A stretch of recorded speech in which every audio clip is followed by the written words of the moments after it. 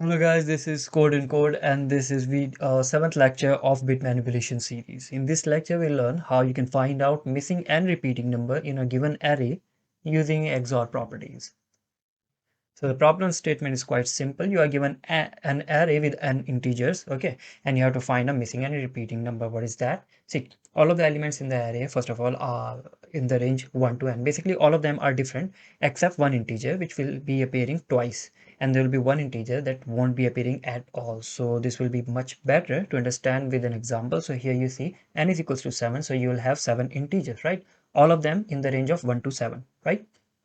Now, so here you can see 4 is missing. 1, 2, 3, 5 and 6. 5, 6, 7 are present, but 4 is missing, right? If 4 is missing, someone must have taken its place, right? So 5 is taking its place. That's why 5 is actually repeating, right?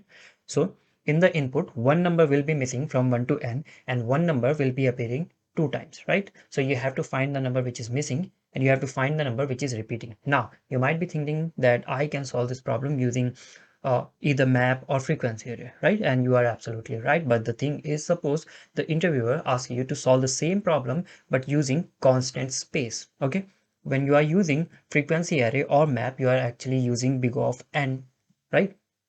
Linear extra space, and that is not allowed here. You have to solve this problem using a constant space only. So how you are going to do that? So of course we'll be using bit manipulation, and we'll be solving this problem in linear time and using constant space. So let's see how we can do that. First of all, hint for you guys is this.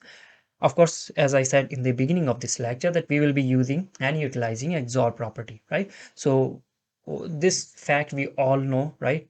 Anyone who has studied even a little bit of bit manipulation knows that XORing equal elements result in zero, right? So we have to utilize that fact. Okay, so this fact will be utilized while building the solution. Just go ahead and pause this lecture and think how you can utilize this property to find or to build a solution for finding missing and repeating number. Okay, just pause the video and go ahead for that. And now, ever felt trapped in something that doesn't align with you, but you still gotta do it on a daily basis? For example, your job. Does it cost you your focus, opportunities, productivity, and happiness? If you nodded your head, you are surely not alone. If you're finding it difficult to juggle between your job and your personal life, it's a sign of being trapped in a job that you no longer enjoy. What can you do? Well, what do you do when you don't like a movie or a song or a stand-up comedian? You grab the remote and change it, right? So why don't you do the same with your company? Grab the opportunity with Re-Level by an Academy and take the hiring ball in your core. Attempt the Re-Level test free of cost. Prove your worth, secure your interview opportunity with the top companies in India like Red, Grow, Upgrade, Meesho, Koo, Yellow.ai, and many more. There's no degree requirement for this. For non-tech jobs, you will get minimum 4 LPA, and for tech jobs, you will get at least 6 LPA job. Okay, an experienced candidate will get up to 50% hike. Wondering what is special about re-level test compared to other recruitment processes? Well, with re-level, you are skipping the competition for jobs in the most sought-after companies, sparing yourself innumerable rejection and almost every other hurdle between you and your dream job. Still unsure about taking re-level test? Well, find all the people who took their re-level test with their re-level achievers Twitter handle and see for yourself. So let me show you how you can book a free slot for re-level test. So click in the link provided in the description of the video and click get hired. Select the type of job you want to do, for example, backend development. Click select and then book your free slot. Select the tech stack. Suppose I want to work with Python.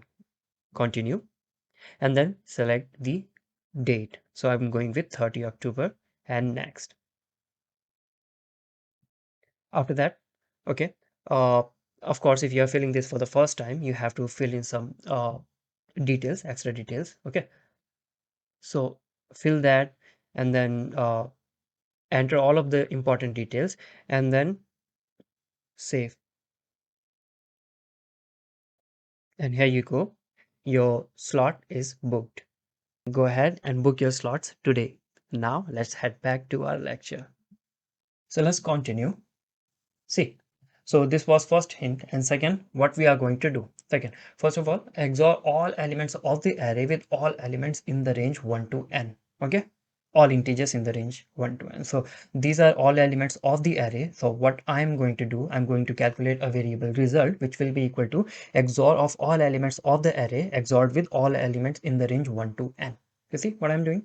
Taking all the elements of the array and all the integers in the range 1 to n, just XOR them. So what you will get result will be equal to XOR of missing and repeating number. Why? See, you can consider these elements from 1 to n as someone who are there to cancel each other, right? So 1 will cancel out 1, 2 will cancel out 2, 3 will cancel out 3, dash dash dash, all of them will cancel out each other except the number. So here you see the number which is actually missing, for example 4 in this case, will go ahead and try to cancel 4, but 4 is actually missing. So will it be able to cancel it? The answer is no, this won't be able to cancel. So in the result, missing number will be present there, right? Now 5, which is the repeating number in the input, right? 5 is appearing 2 times. So here this will go ahead and try to cancel 5. So it will cancel one appearance of 5. What about the other? You won't be able to cancel other, right? And hence 5, which is a repeating number, will also be present in the result. So that's why when you XOR all of the elements in the input with all of the elements in the range 1 to n,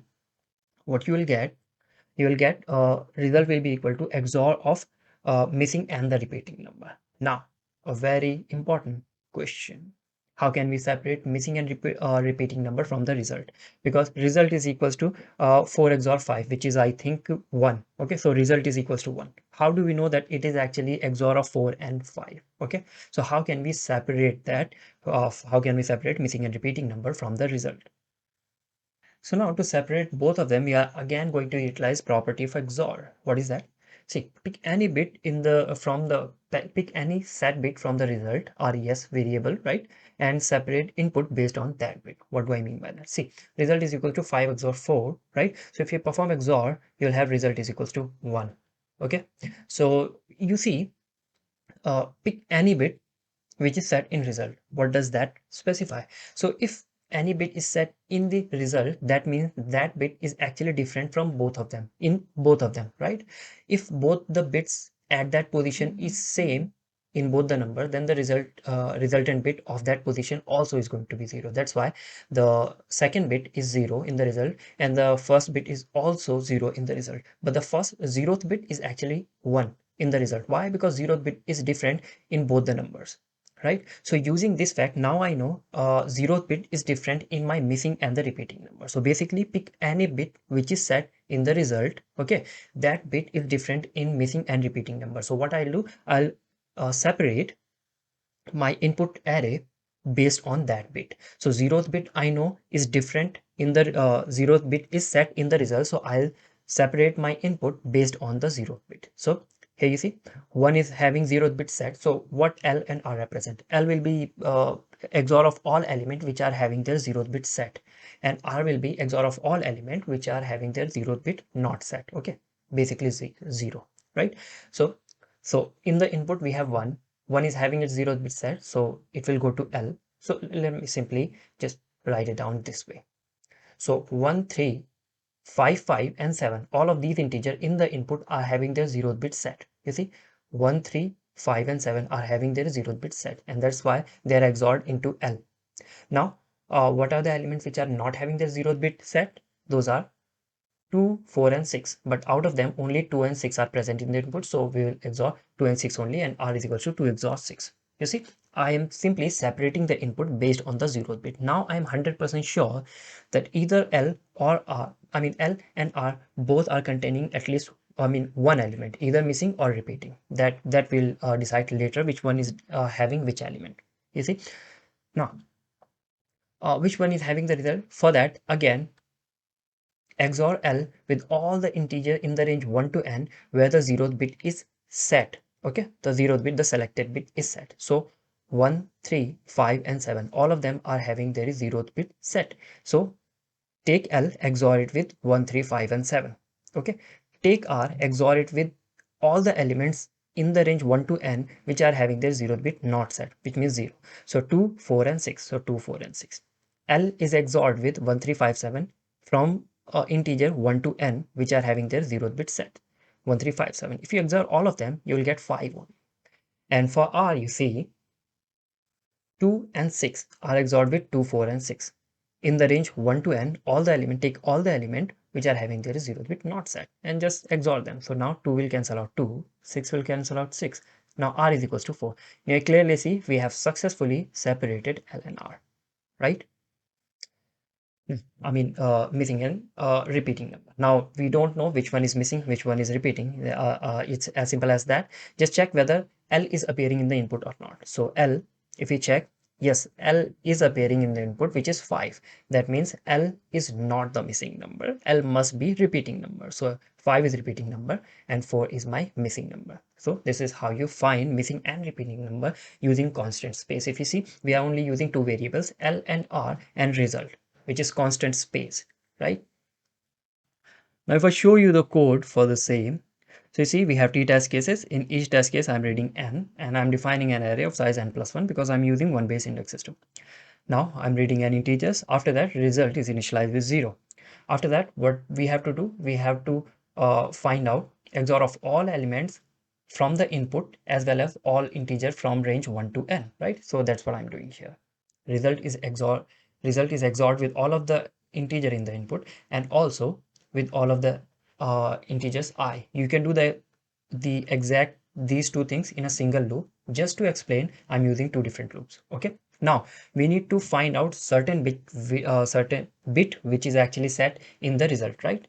To do that, what we can do, we can find out LSB, and this is the code to find out LSB. Just take the number, okay, and AND it with not of number minus 1, and this way you will have the LSB in your result. Okay. Now that I have one of the set bits in constant time, okay, what I can do, L and R are initialized with 0, right? So L and R we will initialize with 0, and then L will be XORed with all of the element in the input which are having their set bit as 1, right?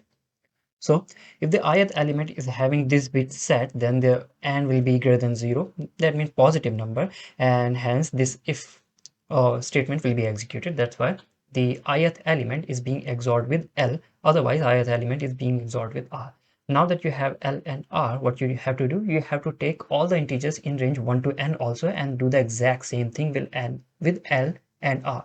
So if I is having this bit set, then I'm XORing I with L, otherwise I'm XORing it with R. So so you see here, first of all, L and R were this. After that, what we did, we took all of the integer in the range 1 to n, and if their ith bit was set, if this bit of that number was set, we were XORing them with L, otherwise we were XORing them with R, right? So this way, now L and R will have the result. Now, finally, what we have to do, we have to check whether L is the missing number or not. If L is present, so what I'm doing, I'm running a loop from 1 to, okay, less than equals to, this is wrong. I need to go till n. Yeah, I've read n, right? So I is equals to 1, I less than equals to n, I plus plus. If L is the missing number, what will happen? If L basically is appearing in the input, that means L is not the missing number, and that's why if L missing is false, right? So if L is missing, that means I'll be printing L as missing number and R as repeating number, otherwise just opposite of that. So if we run the code, so let's say we have these many test cases. So say 5 numbers, 1, 4, 4, 5, 3. See? So you see, missing number is 2 and repeating number is 4. Let's run this for another test. 6. So 2, 4, 1, 1, and 5.